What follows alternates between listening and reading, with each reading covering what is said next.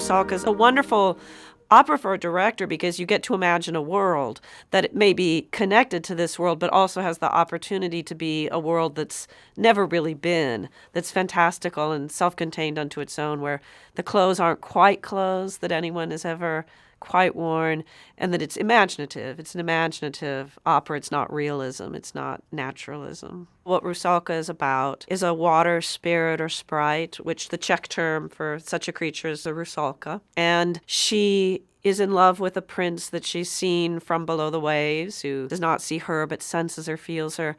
And in order to complete this love, she goes to Yeji Baba, a witch, to gain the ability to walk and breathe and be among mortals and experience this mortal love, but at the cost of being able to speak. If it stands for anything, to me it stands for an idea that if you have to undergo a radical transformation of yourself for a love that you feel you want to complete, it's probably likely that that love will not lead to a good place because you've gone away from your own nature in order to become visible. For some reason, the fairy tale world to me is as a 18th century world, an imaginative world all to its own, with its own aesthetic and its own logic. In the first scene, we're in a sort of painted room or painted series of portals with a large natural tree in the middle of it and a bit of the pond below in a sort of abstracted form.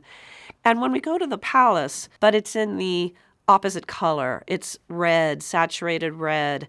And I wanted that palace to be both alluring and attractive and saturated with the feeling of romance and with love, but to also be somewhat oppressive and a little menacing and a place where she is not at home.